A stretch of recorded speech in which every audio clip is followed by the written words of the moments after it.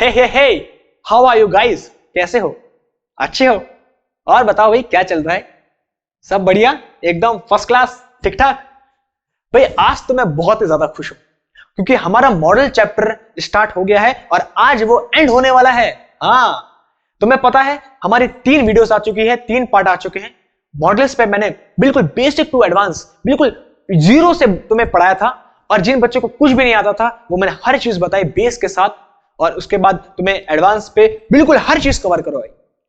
आज हमारा model chapter का ये आखिरी वीडियो है। इसके बाद जो हमारी बेसिक ग्रामर की सीरीज है वो खत्म हो जाएगी। Basic grammar series for all competitive exams. तुम किसी भी एग्जाम की प्रिपरेशन कर रहे हो, अगर तुमने ये मेरी बेसिक ग्रामर की सीरीज देख ली तो मेरी गारंटी है भाई एग्जाम तो निकलेगा आराम से, कोई नहीं रोक सकता।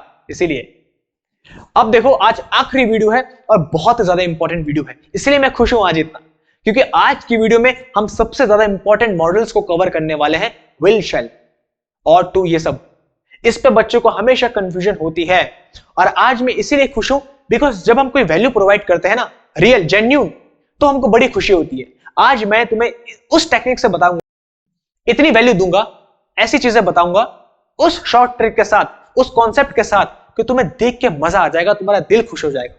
सच में जब तुम वीडियो देखोगे तब तुम्हें पता चलेगा।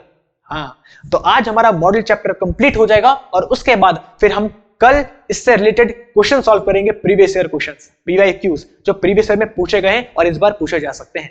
और जो भी हम पढ़ रहे हैं उसका पूरी की पूरी PDF फ्री ऑफ कॉस्ट तुम्हें टेलीग्राम चैनल में तो मिल जाएगी। वीडियो के नीचे तुम्हें डिस्क्रिप्शन दिख रहा होगा, जब तुम क्लास पढ़ोगे तो उसके एंड में तुम्हें नीचे टेलीग्राम चैनल में जब तुम क्लिक करोगे तो सारी के सारी वीडियोस तुम्हें मिल जाएगी। और उसके बाद इस सीरीज के खत्म होने के बाद हम वोकैब डोज करेंगे। मैं एक वोकैब की धमाकेदार सीरीज लेके आया हूं तुम लोगों के लिए, बिकॉज अब पेपर है तो अब सीरियस स्टडी हम करेंगे और वोकैब की धमाकेदार सीरीज जिसपे मैं तुम्हें जितने इंपॉर्टेंट वोकैब्स हैं जो प्रीवियस ईयर में पूछे गए हैं और इस बार पूछे जा सकते हैं वो सारे के सारे लेके आऊंगा। तो जल्दी से इस चैप्टर को एंड करते हैं। बहुत ही ज्यादा इंपॉर्टेंट आज की क्लास है, बहुत ज्यादा, मैंने बोला था बहुत ज्यादा इंपॉर्टेंट क्लास है, इसलिए आप फुल फोकस के साथ रेडी हो जाओ, अपने कॉपी पेन रेडी कर लो और करते हैं आज की धमाकेदार वीडियो को स्टार्ट।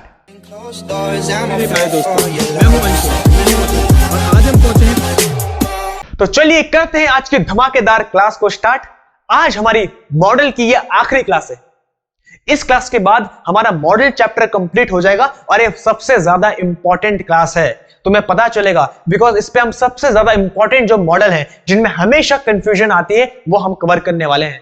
अगर तुम्हें मॉडल ये समझ पा गए जो आज हम पढ़ने वाले हैं, विल, शैल, तो इसके बाद फिर तुम्हें कभी भी मॉडल में दिक्कत नहीं आएगी और ये मेरी गारंटी है आज कि मैं तुम्हें एक्सपर्ट बनाऊंगा, देखना मेरी गारंटी है। इसलिए बड़े फोकस के साथ देखते रहो, आज की वीडियो सबसे ज्यादा इंपॉर्टेंट है, सबसे ज्यादा। अब हमने रूल नंबर 6 तक 6 मॉडल कंप्लीट कर लिए हैं, आज हम 7 मॉडल से स्टार्ट कर रहे हैं और 2। क्लियर है इतना? चलो और 2 के बारे में पढ़ते हैं, सबके सब हेडिंग डालो और 2। और 2 का मतलब होता है चाहिए। हमने एक और पढ़ा था जिसका मतलब होता है चाहिए, कल की क्लास में बताओ क्या था वो? बहुत सही कहा, शुड। शुड का मतलब भी होता है चाहिए और 2 का मतलब भी होता है चाहिए। दोनों का मतलब सेम है लेकिन दोनों में डिफरेंस क्या है? मनोभाव का डिफरेंस है। देखो हम मॉडल्स पढ़ रहे हैं और मॉडल्स डिपेंड करते हैं मनोभाव पे, मूड को दर्शाते हैं। तो शुड और 2 दोनों का मतलब होता है चाहिए। डिफरेंस दोनों में यह है, शुड अलग मनोभाव के लिए यूज होता है, अलग मूड को दर्शाता है, और जो और 2 होता है वो अलग मूड को दर्शाता है। मैंने तुम्हें इस चैप्टर के स्टार्टिंग में बताया था, जब हम शुड की बात करें तो शुड जनरल सेंस पे हम यूज करते हैं, जैसे यू शुड डू दिस, तुम्हें ये करना चाहिए, जनरल सेंस बोल रहे हैं।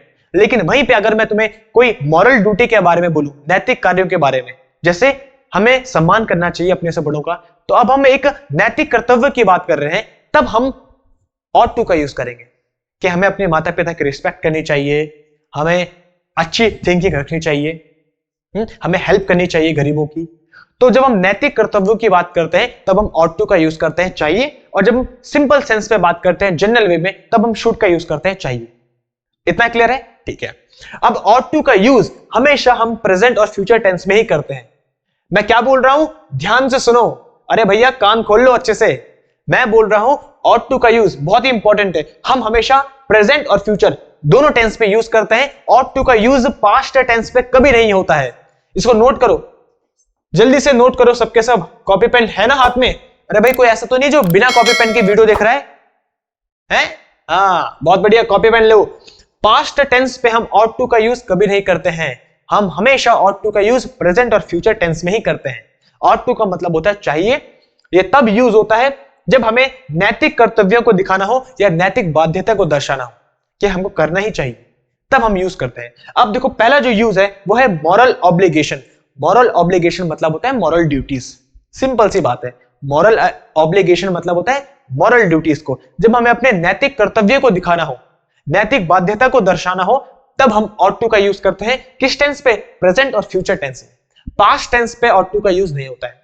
बार बार बोल रहा हूं ताकि तुम्हारे दिमाग में घुस जाए, ऐसे पढ़ाता हूं मैं इंग्लिश, दिमाग में घुस जाए। अब पहले we ought to respect our parents, हमें अपने पेरेंट्स की, अपने माता पिता का सम्मान करना चाहिए। तो ought to का मतलब चाहिए। कब यूज होता है? जब हमको नैतिक कर्तव्य को शो करना हो, है ना। देखो हमें हमेशा अपने माता पिता का रिस्पेक्ट करनी चाहिए। Next, we ought to respect the national flag, हमें अपने राष्ट्रीय ध्वज का रिस्पेक्ट करनी चाहिए, सम्मान करना चाहिए। ये देखो बच्चों को देखो, हमेशा 15 अगस्त को, इंडिपेंडेंस डे को, हम हमेशा इन दिनों अपने राष्ट्र फ्लैग को ऊपर करते हैं, हम झंडे को लहराते हैं, क्योंकि झंडा हमारे देश का प्रतीक है, इंडिया का। तो इसलिए अपने राष्ट्र ध्वज से हमेशा हमको सम्मान करना चाहिए उसका, और उसकी रिस्पेक्ट करनी चाहिए, बहुत इंपॉर्टेंट है। Next, we ought to serve our motherland, हमें हमेशा अपनी मातृभूमि को सर्व करना चाहिए, मतलब उसके लिए कुछ कार्य करना चाहिए। और कार्य तब होगा जब हम सब के सब अपनी ड्यूटी को निभाएंगे, लॉयल्टी के साथ अपनी ड्यूटी को निभाएंगे, अपना 100% देंगे। जैसे मेरी ड्यूटी है तुम्हें पढ़ाना, तो मैं अपना 100% दे रहा हूं, वैसे तुम्हारी भी ड्यूटी है अभी पढ़ना, इसलिए तुम अपना 100% दो और पढ़ो दबा के, मेहनत के साथ। इसलिए जब तुम ऐसा करोगे तो तब तुम अपनी मातृभूमि को कुछ ना कुछ तो सर्व करोगे ही करोगे, यही है हमारी ड्यूटी, ठीक है। तो जब भी हमें मॉरल ऑब्लिगेशन को शो करना हो, मॉरल ड्यूटीज को दिखाना होता है, नैतिक कर्तव्यों को दिखाना होता है, तो हम हमेशा ought to का यूज करते हैं। यह है इसका पहला यूज। क्लियर है इतना सबको? अब आराम से नोट करो और आगे बढ़ते हैं। वैसे बचपन में तुमने भी ऐसे ही झंडा लहराया होगा, स्कूल में सबने लहराते हैं, हमको उस टाइम बड़ा शौक होता था, है ना, स्कूल में। हाँ ठीक है। सेकंड है belief based on strong probability, प्रबल संभावना पर आधारित विश्वास। जब भी किसी भी चीज की प्रबल संभावना होती है और उस पे जो हमारा विश्वास होता है, उस विश्वास को दिखाने के लिए, उस मनोभाव को दिखाने के लिए, उस मूड को दिखाने के लिए भी हम ought to का यूज करते हैं। फिर से बोल रहा हूं, जब फ्यूचर में किसी चीज की स्ट्रॉन्ग प्रोबेबिलिटी होगी, प्रबल संभावना होगी, तो उस प्रबल संभावना, ऐसे मतलब कि ये चीज हो सकती है, इसकी बहुत ज्यादा प्रोबेबिलिटी है कि ये होगी, पक्का होगी। तो जब फ्यूचर में किसी चीज की स्ट्रॉन्ग प्रोबेबिलिटी होती है, प्रबल संभावना होती है, तो उस पर जो हमारा विश्वास होता है, उस विश्वास को दिखाने के लिए, उस विश्वास का मूड को शो करने के लिए भी हम ought to का यूज करते हैं। अब बात क्लियर हो गई है ना, इजी। चलो एग्जांपल देखते हैं। She ought to be in her room, इसका मतलब वो अपने रूम में होनी ही चाहिए, ऐसा मेरा विश्वास है कि वो अपने रूम में होगी ही होगी, ये बोल सकते हैं हम। तो देखो ought to का यूज क्या है? She ought to be in her room, मेरा ऐसा विश्वास है कि वो अपने रूम में होगी। क्लियर हो गया? हम प्रबल विश्वास दिखा रहे हैं कि वो अपने रूम में ही होगी। Next, he donates generously, he ought to be a kind person। Generously मतलब क्या होता है बताओ भाई, किसी को पता है जेनरसली मतलब क्या होता है? बहुत इंपॉर्टेंट वर्ड है वोकैब का, देखो साथ ही साथ वोकैब भी करवाऊंगा, बहुत इंपॉर्टेंट वर्ड है, तुमने सुना होगा, बहुत इजी है। जेनरसली मतलब होता है काइंड हार्टेड पर्सन, जो दिल का बहुत अच्छा हो, उदार हो।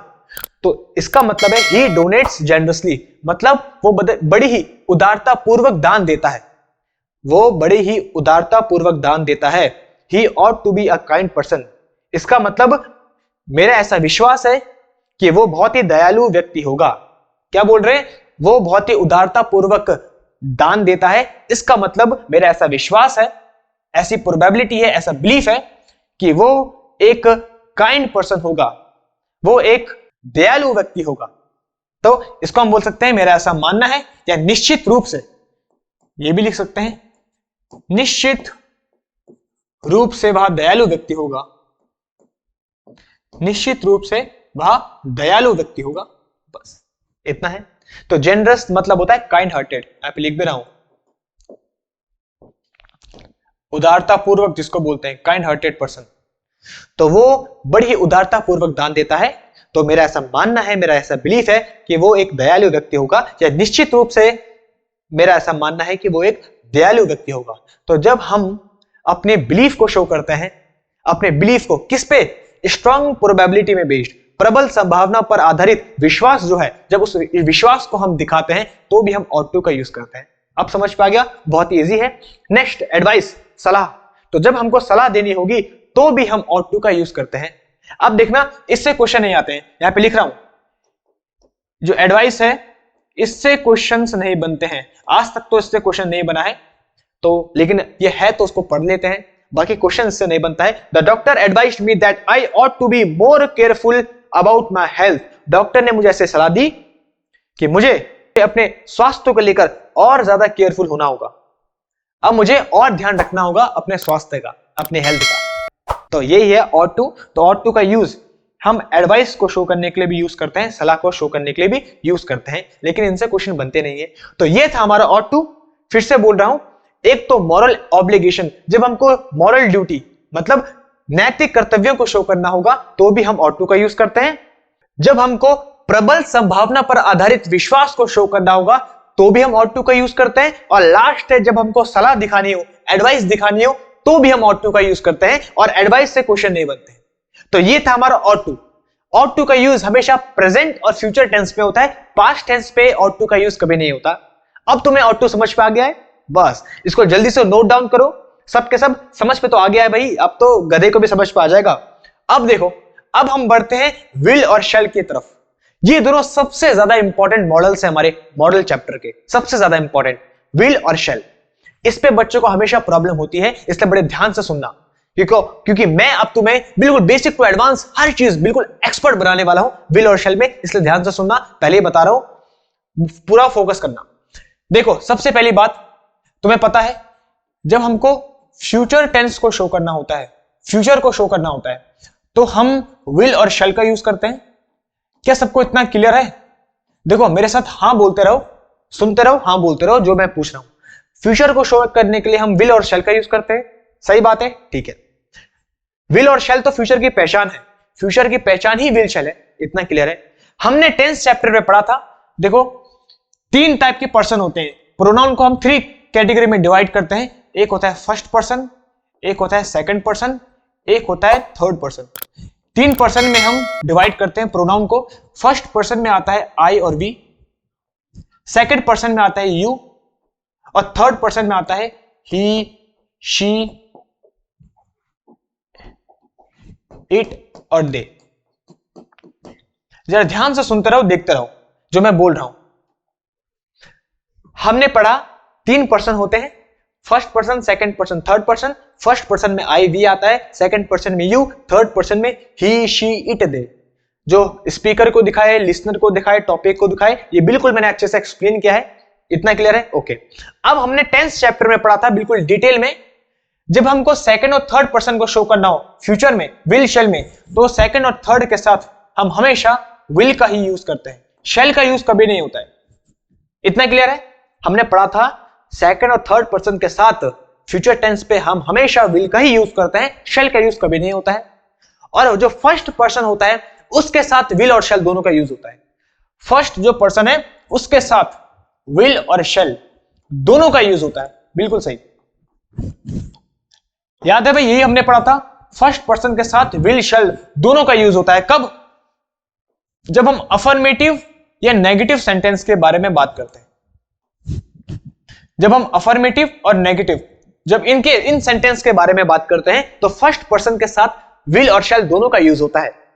क्लियर है इतना? फिर से बोल रहा हूं, जब हम सेकंड और थर्ड पर्सन के बारे में बात करें उसके साथ हमेशा विल का ही यूज होता है, और फर्स्ट पर्सन के साथ विल शैल दोनों का यूज होता है जब हम अफर्मेटिव और नेगेटिव सेंटेंस की बात करें।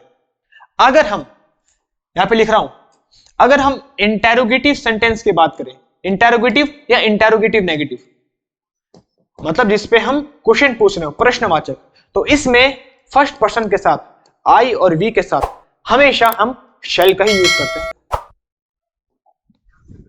हमेशा हम शैल का ही यूज करते हैं, तब हम विल का यूज नहीं करते। इतना हमने पढ़ा था बिल्कुल डिटेल में। बताओ भाई, यहां तक किसी को कोई प्रॉब्लम है? फिर से बोल रहा हूं, फ्यूचर की पहचान है विल शैल, 3% होते हैं, सेकंड थर्ड यू और ही शी इन सब के साथ विल का यूज होता है, शेल का यूज नहीं होता। फर्स्ट पर्सन के साथ विल शेल दोनों का यूज होता है तब जब हम अफर्मेटिव और नेगेटिव सेंटेंस की बात करें, तब दोनों का यूज। लेकिन जब हम इंटेरोगेटिव और इंटेरोगेटिव नेगेटिव की बात करें, मतलब वो सेंटेंस जिस पे हम क्वेश्चन पूछ रहे हैं, प्रश्न पूछ रहे हैं, उनमें हमेशा फर्स्ट पर्सन के साथ आई और वी के साथ, फर्स्ट पर्सन के साथ हमेशा हम शेल का ही यूज करते हैं। इतना क्लियर है?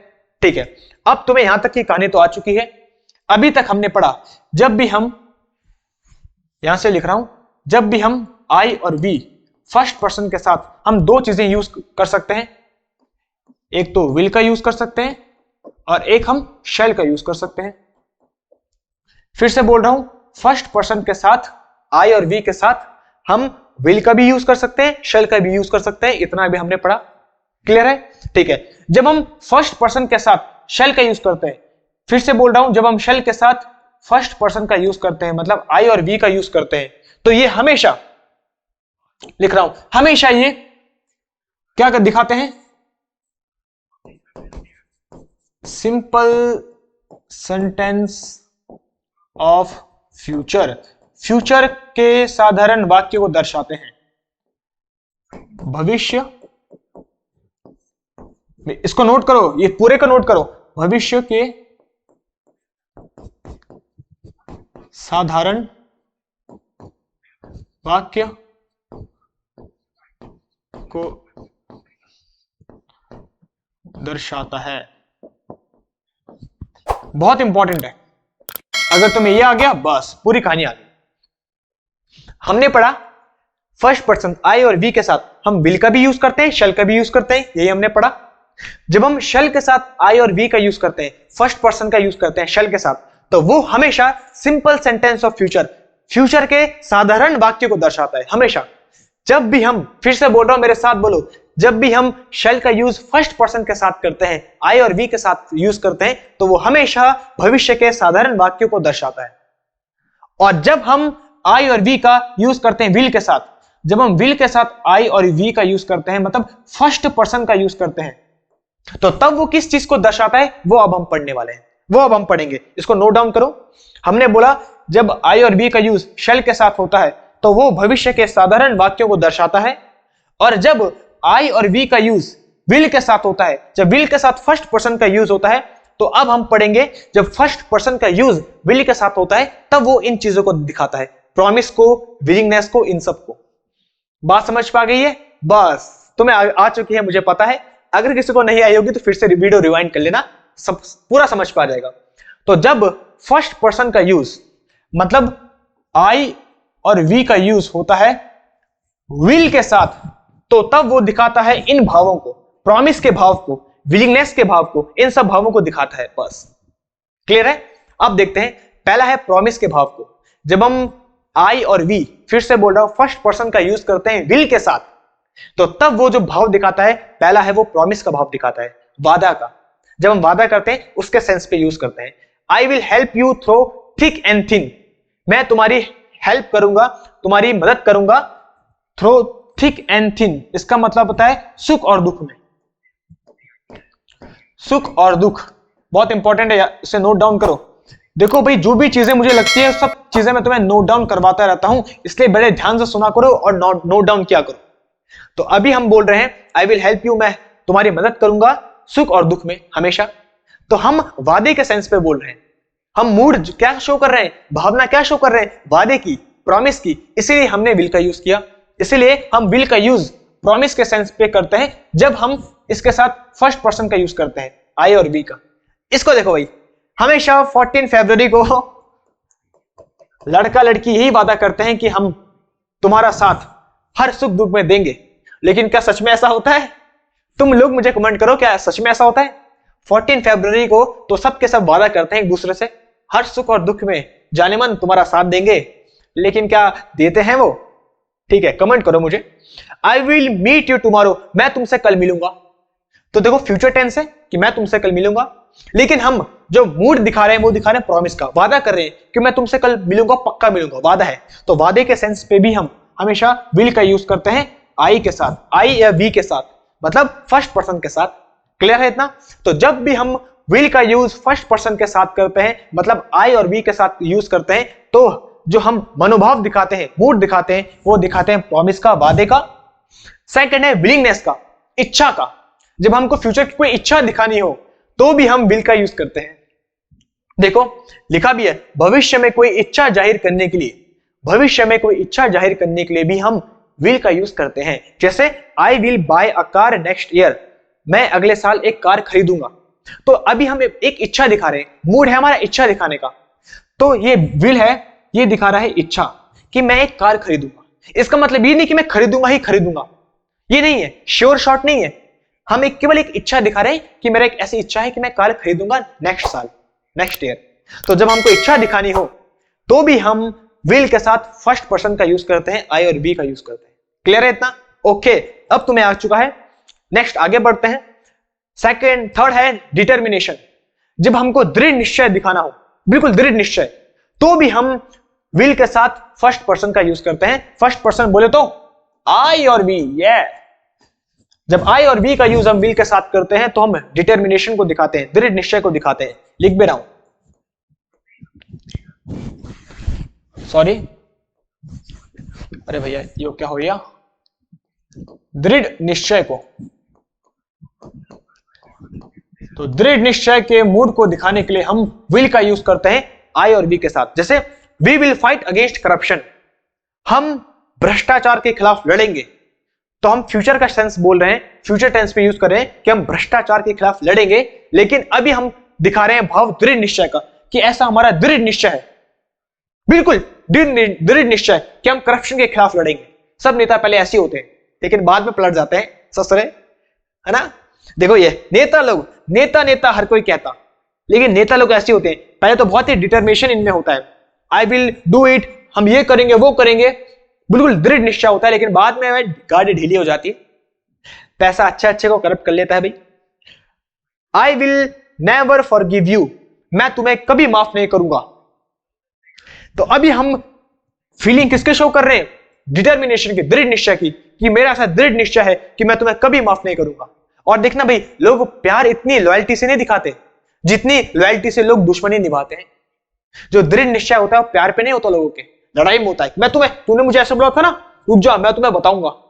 तो दृढ़ निश्चय को शो करने के लिए हम विल का यूज करते हैं फर्स्ट पर्सन के साथ। और लास्ट है I will score 90% in board examination, मैं बोर्ड एग्जामिनेशन में 90% लाऊंगा। हम दृढ़ निश्चय की भावना को शो कर रहे हैं कि मेरा पक्का विश्वास में लाऊंगा। तो जब हमको डिटर्मिनेशन को शो करना हो, दृढ़ निश्चय को शो करना हो, तो भी हम विल के साथ फर्स्ट पर्सन का यूज करते हैं, आई और वी का यूज करते हैं। बस इतना तुम्हें आ चुका है, तो इतना हमारे क्लियर है। जब भी हम विल के साथ, फिर से बोल रहा हूं, जब भी हम विल के साथ फर्स्ट पर्सन का यूज करते हैं आई वी के साथ, तो हम तीन चीजों को शो करते हैं, प्रॉमिस वादे को, विलिंगनेस इच्छा को, और डिटर्मिनेशन दृढ़ निश्चय को। क्लियर है? फिर जब हम विल के साथ सेकंड और थर्ड पर्सन का यूज करते हैं, फिर से बोल रहा हूं, जब हम विल के साथ सेकंड और थर्ड पर्सन का यूज करते हैं, मतलब यू, ही, शी, इट, दे, इन सब का यूज करते हैं, तब हम किन भावनाओं को शो करते हैं, अब वो हम पढ़ रहे हैं।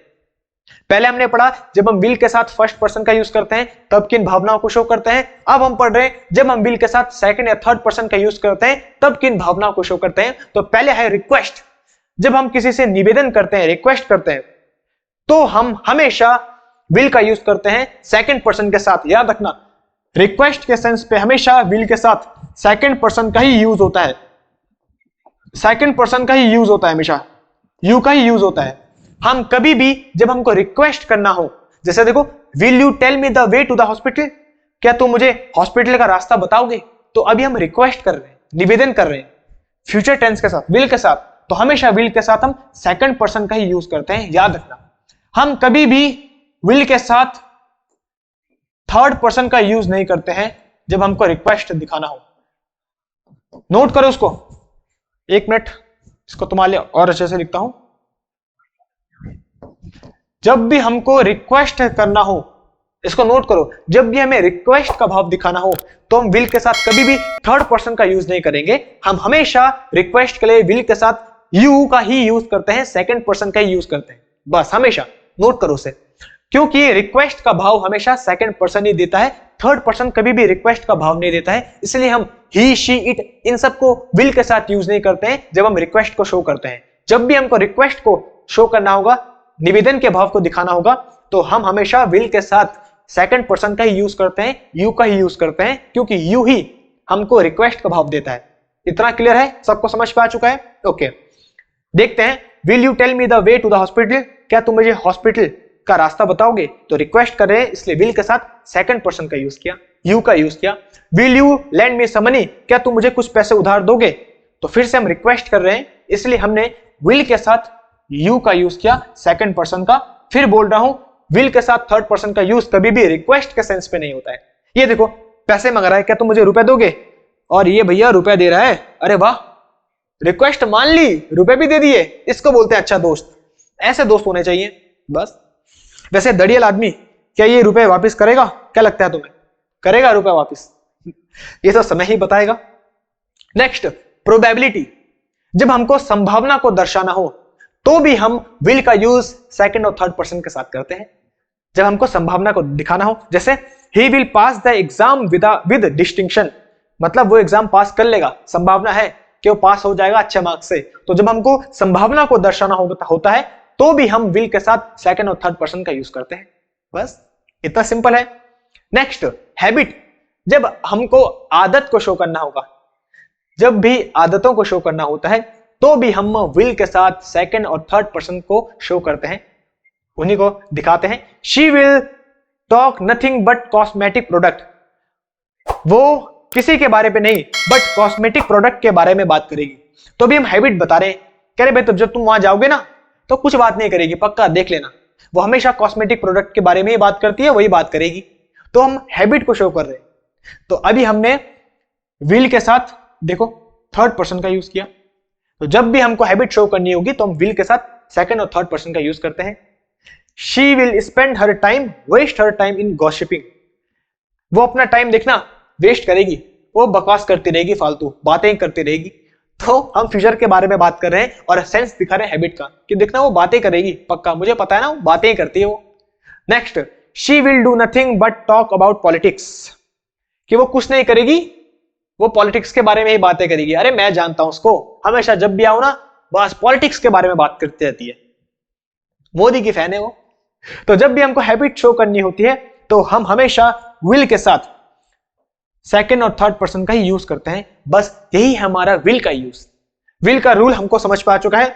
जब भी हम विल के साथ, देखो फिर से बोल रहा हूं, विल के साथ जब भी हम फर्स्ट पर्सन का यूज करते हैं आई और वी के साथ, तो हम हमेशा प्रॉमिस के सेंस को दिखाते हैं, भाव को दिखाते हैं, विलिंगनेस इच्छा के भाव को दिखाते हैं, और हमेशा डिटर्मिनेशन दृढ़ निश्चय के भाव को दिखाते हैं, मूड को दिखाते हैं। कब? जब हम विल के साथ फर्स्ट पर्सन का यूज करते हैं आई और वी। फिर जब हम विल के साथ सेकंड और थर्ड पर्सन का यूज करते हैं तब जो हम मूड दिखाते हैं, भाव दिखाते हैं, मनोभाव दिखाते हैं, वो दिखाते हैं रिक्वेस्ट का, प्रोबेबिलिटी का और थर्ड हैबिट का, आदत का। याद रखना, रिक्वेस्ट का जब भी हम भाव दिखाते हैं तो विल के साथ हमेशा सेकंड पर्सन ही यूज होता है, बिकॉज सेकंड पर्सन ही भाव दिखाता है रिक्वेस्ट का। थर्ड पर्सन कभी भी विल के साथ रिक्वेस्ट के सेंस पे यूज नहीं होता, इसीलिए। और बाकी संभावना को दिखाने के लिए प्रोबेबिलिटी को और हैबिट को दिखाने के लिए भी हम विल के साथ सेकंड और थर्ड पर्सन का यूज करते हैं। बस इतना है। आगे समझ पे अब हम पढ़ते हैं शेल। शेल के बारे में पढ़ते हैं। देखो भी कंफ्यूज होने की बात नहीं है, बहुत ही इजी है, बहुत ज्यादा इजी है, हद से ज्यादा इजी है। बस तुम एक बार इसको पढ़ोगे और अगर कोई भी कंफ्यूजन होगी तो वीडियो है उसको रिवाइंड करो, फिर से देखो, ये मेरी गारंटी है सब कुछ समझ में आ जाएगा। चलो तुम्हें और अच्छे से एक्सप्लेन करता हूं एक बार जो हम पढ़ रहे हैं, उसके बाद अब देखो तुम्हें समझ पे मैंने अच्छे से समझा दिया है। अब मैं तुम्हें एक और टेक्निक बता रहा हूं, इस टेक्निक के बाद तो मैं बोल रहा हूं गधे को भी समझ पे आ जाएगा, बहुत बेस्ट है। देखो ये तुम्हें कहीं नहीं मिलेगा। एक तुम्हें जबरदस्त टेक्निक बताता हूं। हमने पढ़ा, हम विल और शेल को पढ़ रहे हैं क्योंकि विल और शेल ही दिखाते हैं फ्यूचर को। क्या इतना सही है?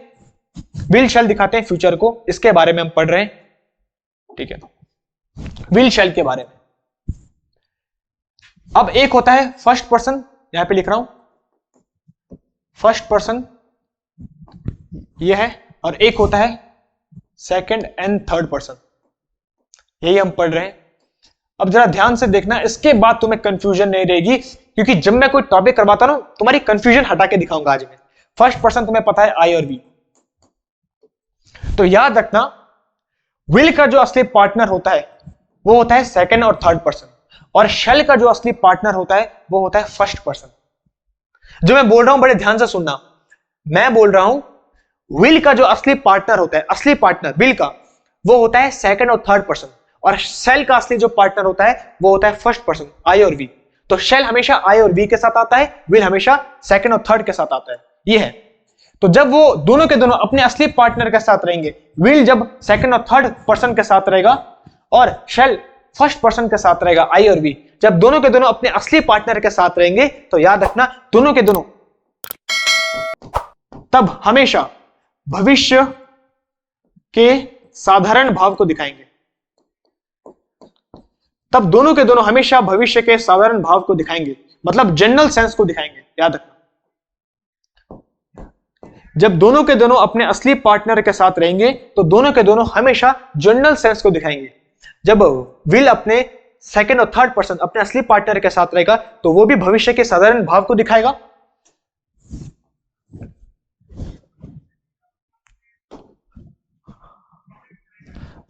लो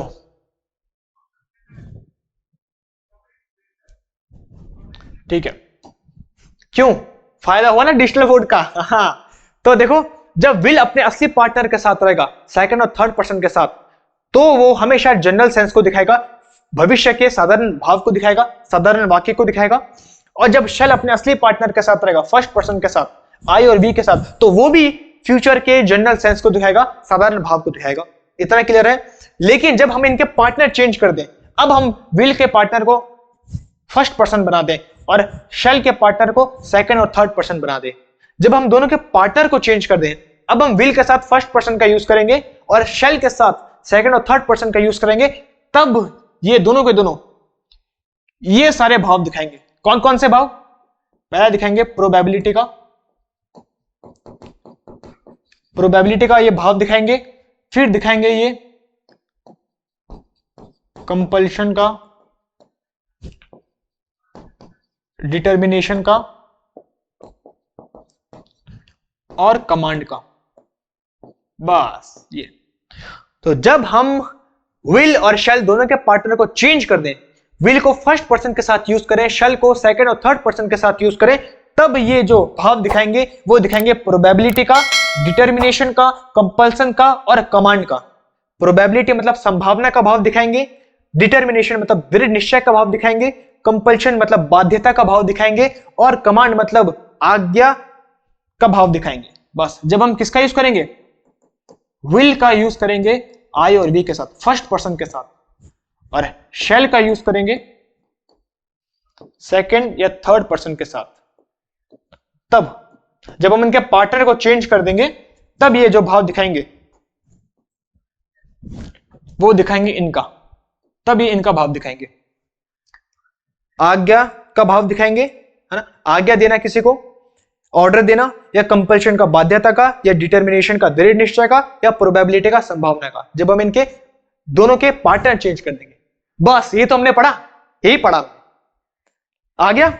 चलो ठीक है, अब तुम्हें कभी भी कंफ्यूजन नहीं होगी। अब देख लेना, हमने यही पढ़ा है अभी तक।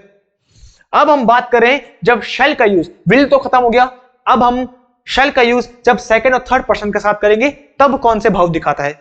अभी हमने पढ़ा जब हम शेल का यूज फर्स्ट पर्सन के साथ करते हैं तो फर्स्ट पर्सन इसका असली पार्टनर होता है शेल का, तो तब ये जनरल एक्शन को शो करता है, फ्यूचर के जनरल एक्शन को या जनरल सेंस पे ये यूज होता है, फ्यूचर के साधारण घटनाओं को दिखाता है, सिंपल सेंटेंस को दिखाता है। तो जब शेल का यूज फर्स्ट पर्सन के साथ होता है तो ये सिंपल एक्शन को बताता है। और अब हम पढ़ रहे हैं जब शेल का यूज सेकंड और थर्ड पर्सन के साथ होता है तब ये किन भावों को दिखाता है, तो यही है प्रॉमिस, कमांड, ये सब क्लियर है। तो पहला है प्रॉमिस को दिखाता है, वादे को। You shall get a prize if you win the match, तुम्हें प्राइज मिलेगा अगर तुम मैच जीतोगे। तो हम प्रॉमिस कर रहे हैं, वादा कर रहे हैं कि मैं वादा करता हूं तुम्हें प्राइज मिलेगा अगर तुम मैच जीतोगे। ये देखो बच्चा कितना खुश हो रहा है, ये मेडल जीत के, ये ट्रॉफी जीत के, मेडल भी है और ट्रॉफी भी है। तो हम अभी प्रॉमिस कर रहे हैं, वादा कर रहे हैं, तो वादे के लिए हम विल का भी और शेल का भी दोनों का यूज करते हैं। तो हम शेल का यूज करते हैं, you shall get a prize if you win the match. अगर तुम मैच जीतोगे तो तुम्हें प्राइज मिलेगा, ये मैं वादा करता हूं। नेक्स्ट है कमांड।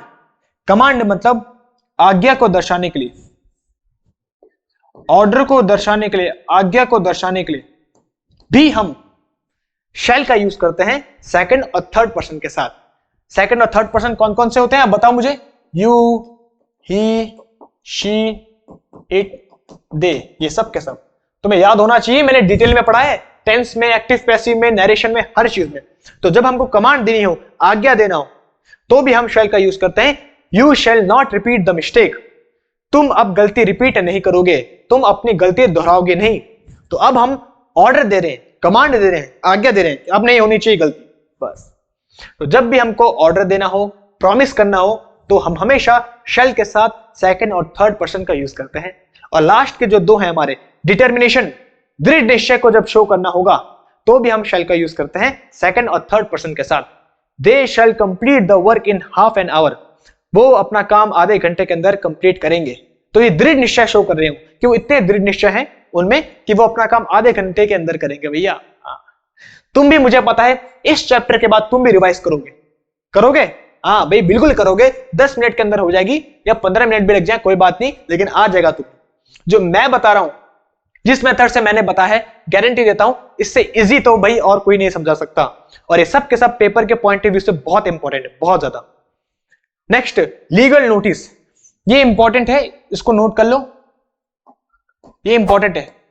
लीगल नोटिसेस और ऑफिशियल रेगुलेशन, जब भी हमको लीगल नोटिस दिखाना हो, जो कानूनी नोटिस कार्रवाई हम करते हैं, कानूनी कार्रवाई, जब उसको दिखाना हो, और ऑफिशियल रेगुलेशन को दिखाना हो, मतलब जो हमारी रूल्स वगैरह होते हैं उनको दिखाना हो, तो हम शैल का यूज करते हैं सेकंड और थर्ड पर्सन के साथ।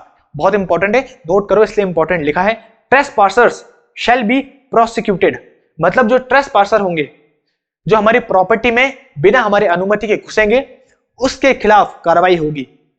जो ट्रेसपासर होंगे, जो बिना हमारी अनुमति के हमारे धरती में घुसेंगे, हमारे एरिया में घुसेंगे, उनके खिलाफ कानूनी कार्रवाई हम करेंगे। तो शैल का यूज किया।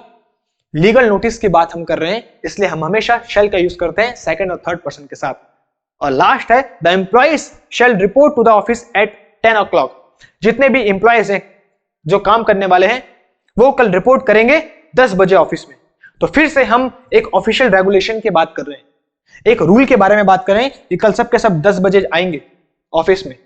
तो रेगुलेशन की बात कर रहे हैं, टाइम टेबल की बात कर रहे हैं, तो इसीलिए हमने शैल का यूज किया।